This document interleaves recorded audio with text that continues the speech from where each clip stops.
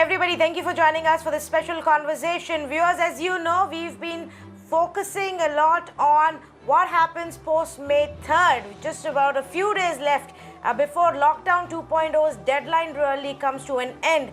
And all eyes are on what happens next. Now, we've been asking the biggest of the names, biggest of the experts, top economists, top corporates, if it is time to put the spotlight on economy, if it is also time to give some more attention to the economy that's come to a grinding halt, lest we look at a bigger damage and impact on this country. So without wasting any further time, let me go across to Mr. Arvind Virmani. Mr. Arvind Virmani, thank you for joining us. Good to have you on the show. Let me begin by asking you, Mr. Virmani, do you believe that post May 3rd, we have to look at a graded relaxation plan where some amount of economic activity is allowed? The simple answer is yes, but we have at the Foundation for Economic Growth and Welfare, we've been doing a lot of research on this whole issue of the lockdown, the pandemic crisis, and impact on the economy. So let me give you a flavor of that, and then you can ask me which part of it is of greater interest to you. So the first thing to remember is that there was a lockdown which deliberately, as a matter of policy, closed down 60% of the economy. We estimate that roughly 40% of the economy is essential commodities, which was exempt, and except for administrative and other problems like movement of those goods, etc., by and large, the government left that open. So when we are talking about the lifting of the lockdown, we really have to focus on the rest of the economy, the 60%. Now, within it, again, it is very important to think of two segments. One is what we call the contact sectors, but you can think of it as services where a lot of people gather in one way or another. If you're traveling by a plane, a lot of people are together. If you go to a trade, a retail market, there are a lot of people together. So these are services we call contact services. They constitute about 10% of the economy, which, whether there is a lockdown or not, people have fears. Some will be afraid, some will not be afraid, and this will take longer to recover and also will require continued restrictions because you want to make sure people are wearing masks, they have physical distancing, etc. So let me come to the main part, which really should be, we should start freeing up from May 3, which is what we call the rest of the economy, which is basically, if you think of it, it is production, agricultural, mining, manufacturing, and the kind of services which are directly connected to it. Like when you produce something, you have to transport it to consumer markets, and there has to be some way in which you can sell it. So that is the 50% of the economy that we must start opening up from May 3. Now, what are the principles, or how do you think of the phasing out? So the key thing here is, how do you phase out the restrictions on this 50% of the economy? And there are a couple of things which partly we know from previous pandemics, from what little we know of the current coronavirus spread in other countries, etc. We can think of this as there are 2 or 3 dimensions which have to be kept in mind. And some of them are relevant for the points you were making about migrants, etc. So that comes into it indirectly. So what are the dimensions?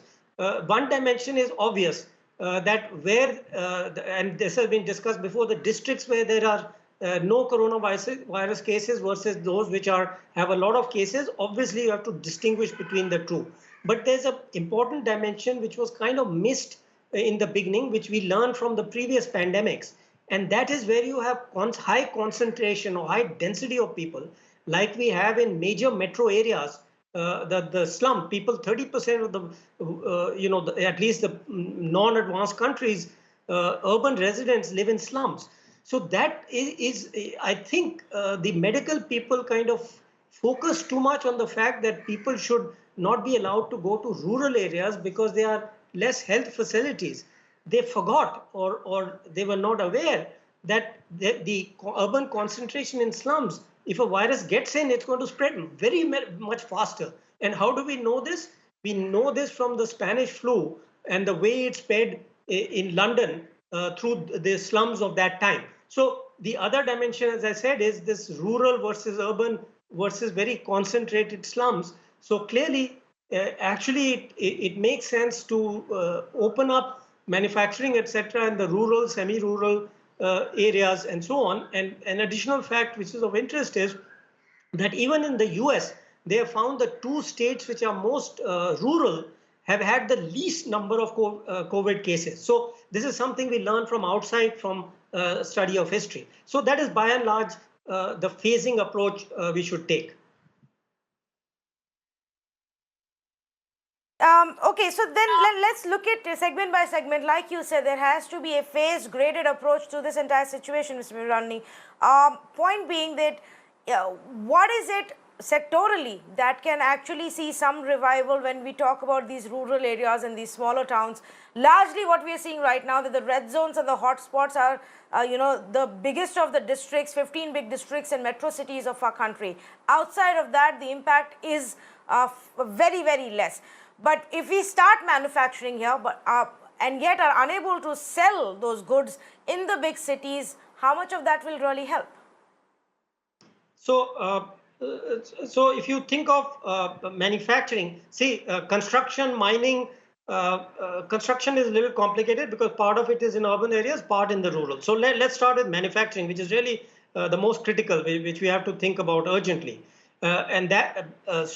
When we think of manufacturing, it is usually in small industrial towns outside the city. So if you go beyond Gurgaon into Rajasthan or in other directions, you will find these industrial areas or industrial towns where the manufacturing takes place. Now, when you're opening these up, the social distancing, actually I prefer to call it physical distancing, because it's really some norms which will have to be enforced. So I think the American politicians confuse the issue of masks, for example, in the beginning, because they assume that all masks are, high performance N95 masks, when we have found, and you have rightly and others have explained to people, that you can even use homemade masks. So wearing of masks is absolutely essential. Physical distancing. All the owners of factories will have to ensure that there is no social mixing.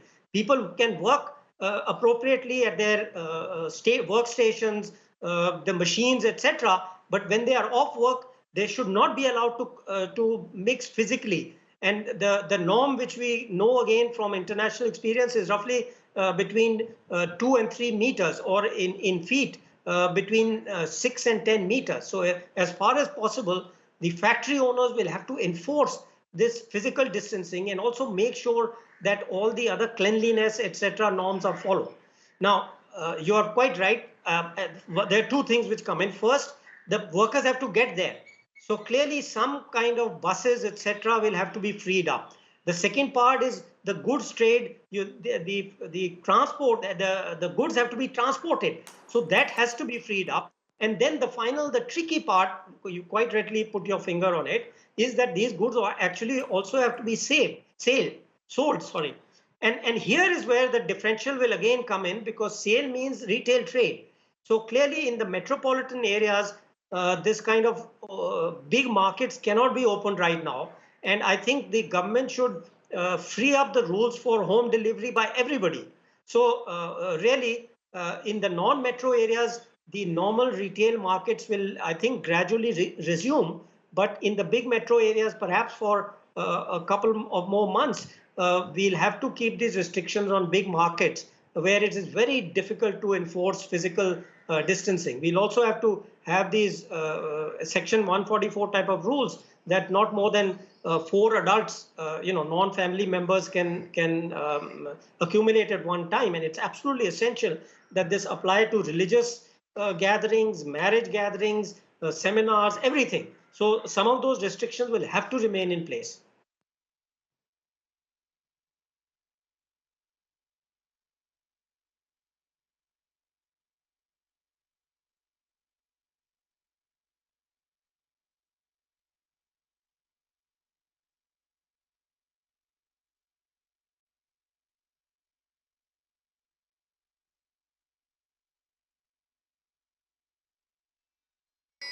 Well, Mr. Virmani, let me also ask you, a question about the various projections that we are getting now. Almost every big agency is estimating that we will absolutely have no growth this year, next to zero. what would that lead to in absolute terms for us as individuals? What kind of unemployment should we brace ourselves for? So, yeah. So let me give you what our analysis gives us. Firstly, we have estimated that the lockdown for 1 month has cost the economy roughly 5% of full year GDP.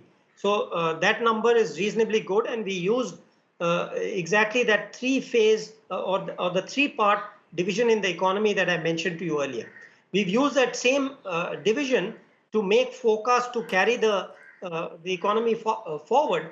But I must tell you that I have never seen so much uncertainty. So if somebody tells you they know that GDP growth is going to be exactly X or Y, I'm afraid they really do not understand the degree of uncertainty which is there. So what we have done is, so firstly, the degree of uncertainty now is our range is about 4%. I have never in my life earlier, even in crisis situations, given a range of more than 2%. So this is really completely a new situation. So what are our estimates? Well, what we did was we built 3 scenarios. So called it optimistic, pessimistic, and the most likely. And the range of these scenarios is basically between 0 and 4%. But our most likely forecast is for 2.2%. But let me add a caveat. We assume that this will happen, and you could have the better scenarios depending on how efficiently state and union governments. It is wrong in this situation where most of the action takes place in the states and the UTs. Whether you take Delhi or any other UT, Chandigarh and so on. It's really, we have to talk, when you talk about government, we must talk about both the union government and the state government, and the efficiency with which they managed this phasing out of the lockdown and the revival of the economy will, in our view, determine the growth rate. And I would not agree that anything like 0% is inevitable. I think if it's handled, we still think if it's handled very well, which would be too optimistic, then we can still go up to 4%. Okay, on that slightly optimistic note, I'm going to thank you so much, Mr. Virmani. Always a pleasure to have you and listen to your insights as we now count down to 3rd of May and life post that. Suffice to say, viewers, a lot has to be done. A lot has to be done from the central government. A lot will need to be done from the state government and local administration as we now look towards taking at least baby steps in restarting our growth engine. We've been in a state of lockdown now for 40 days. At some point, we need to start balancing it out with a little bit of economic activity as well, lest we see larger disastrous impacts for rest of the year.